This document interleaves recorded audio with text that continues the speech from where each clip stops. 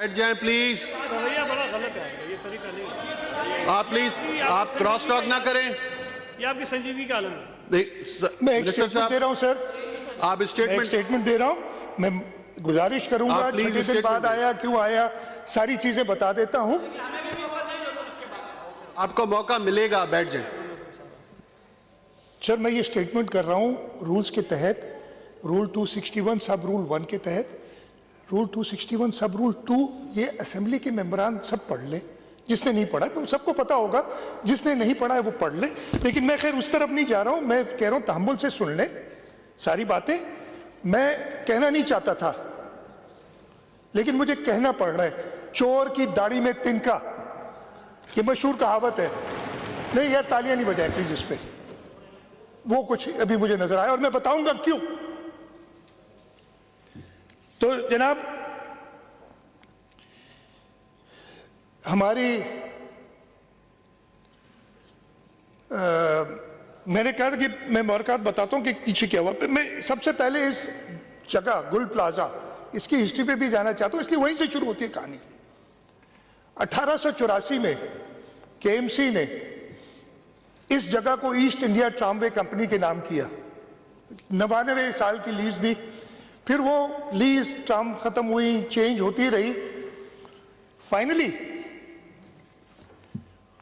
अजीब ही जो कागजात जो मुझे मिले, हो सकता है इनमें गलती होगी तो बता देंगे। मैं तो हाउस को वही इंफॉर्म कर रहा हूं जो इंफॉर्मेशन मेरे पास है अभी तक। 79 के अंदर उस वक्त केबीसीए थी, 18वीं तरमीम नहीं थी। केबीसीए हुआ करती थी 79 में। केबीसीए को एक दरखास्त आती है इस जगह पे बिल्डिंग बनाने की, और एक कंपनी जेनेका के नाम से उसके जो लोग थे उन्होंने ये बिल्डिंग प्रॉबेबली खरीदी होगी ना। और मजे की बात यह है कि वो जो सेल डीड है वो 83 की जो केएमसी ने अप्रूव की है।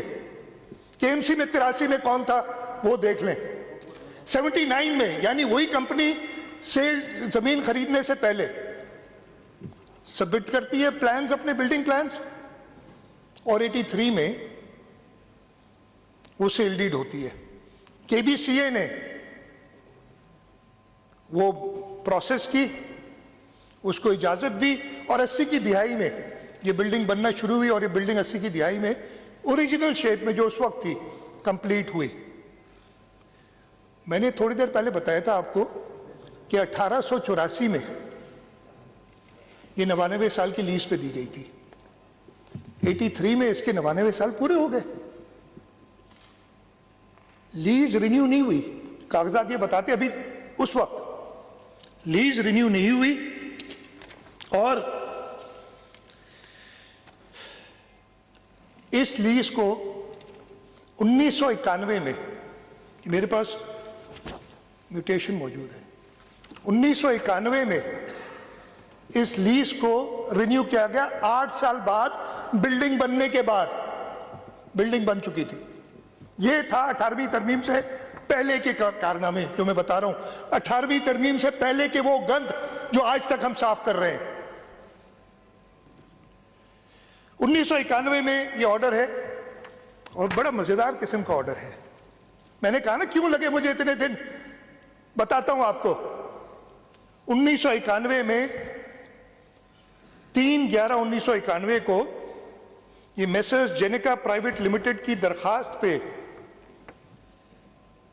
कराची मेट्रोपॉलिटन कॉरपोरेशन ने ना सिर्फ उसकी लीज एक्सटेंड की, उसकी म्यूटेशन की, रिन्यूअल ऑफ लीज की, ट्रांसफर किया 8 साल बाद सेल डीड के। और नॉर्मली मेयर साहब से किसी को पता नहीं, मेयर साहब से मैंने पूछा कि यार ये ऐसा होता है कि उन्होंने कहा नहीं जी मैंने तो आज तक कोई लीज खुद अप्रूव नहीं की। इस वक्त जो मेयर है इस पे लिखा है इन परसुएंस, जो भी है आगे नहीं पड़ता, इन pursuance of the decision taken by mayor Karachi on 28/9/1991। कौन था मेयर कराची 28/9/1991 जिसने ये 18वीं तरमीम से पहले मेयर ने ये लीज की। पहले नेमुतुल्लाह थे, फिर फारूक सत्तार थे, आगे भी बताता हूं, आगे भी आएंगे नाम। सुनिए, अभी मुर्तजा वहाब है यार, अब तो अजीब नाम सबको पता है, फिर भी ये नाम ले लेता हूं भाई। ठीक है जनाब, ये 1991 को उस वक्त के मेयर ने लीज अप्रूव की। मजे की बात, उस वक्त जो पहले 79 में केबीसीए ने अप्रूव किया था, उस वक्त इसमें ग्राउंड और बेसमेंट ग्राउंड और 2 फ्लोर थे। जब ये 1979 की अप्रूव हुई थी, 1998 में इन्होंने दोबारा एक दरखास्त दी। 1998 के अंदर केबीसीए को 18वीं तरमीम अभी नहीं आई थी, या 18वीं तरमीम से पहले का गंद है जो जिसका मैं जिक्र कर रहा हूं, और कहा कि जी छत जो सेकंड फ्लोर से ऊपर पार्किंग थी उसको 1 फ्लोर और दे दे हमें, और हम तीसरे फ्लोर की छत पे अब गाड़ियां खड़ी करेंगे। उसके अलावा और भी इरेगुलरिटीज जो की हुई थी ये उनको मिली, उन्होंने इजाजत ली। फिर 2001 में एक ऑर्डिनेंस आता है, और कई इन्होंने इरेगुलरिटीज की होंगी।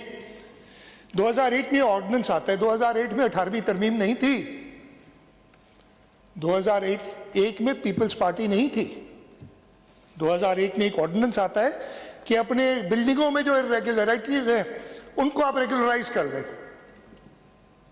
उसके तहत यही जिनेका वाले उन्होंने अपने दुकानों की तादाद बढ़ाई, बेसमेंट में और दुकानें लगाई, और उसको 2003 में रेगुलराइज करते हैं। उस वक्त के मेयर, नाम सबको पता है, मैं नहीं लेना चाहता, वो जो है उन्होंने अप्रूव किया इसको। तो ये है सारी 18वीं तरमीम से पहले की कारनामे जो कि किए गए, जिसकी वजह से इस किस्म की बिल्डिंग जिसके अंदर ऑन पेपर उन्होंने दिखाए जो कि कम थे, मुनासिब नहीं थे, अब कोई भी देख ले, 16 एग्जिट्स और बेसमेंट के अंदर दुकानें, ये सब अप्रूव किए गए बिफोर द 18th अमेंडमेंट। ये मैं सिर्फ इसलिए बताना चाह रहा था कि सबको पता चले कि जी जो आज नई, मैंने जैसे कहा ना कि बात एक साने की हो रही है, बात 82 लोगों के, प्रॉबेबली इस वक्त तक तो 67 की बॉडीज़ हैं हमारे पास, लेकिन 82 लोगों की हो रही है, उनकी जानों की हो रही है। और उस वक्त ये कहा जाए, नेशनल असेंबली में कहा जाए, फिर इधर बैठ के एक शख्स कहें कि जी 18वीं तरमीम की वजह से ये सब कुछ हुआ है, तो भाई ये किसने बैक डेट्स में, मेयर ने खुद 91 में अप्रूव करता है लीज, 2003 में एक और मेयर इर्रेगुलर जो इलीगल कंस्ट्रक्शन है उसको अप्रूव करता है। ये कौन कर रहा था? द पीपल्स पार्टी गवर्नमेंट थी ना, 18वीं तरमीम थी। तो ऐसे साने को अपने सियासी मकसद के इस्तेमाल के लिए इस्तेमाल करना मेरे ख्याल एक बहुत बड़े जुर्म के बराबर है। हाँ, आप करें क्रिटिसाइज हुकूमत को, हम हैं, हमने कभी नहीं कहा गलतियां बताएं, हम कहेंगे, लेकिन ऐसी चीज ना करें कि इन लोगों की लाशों पे आप अपना कोई और हिडन एजेंडा शुरू कर दें।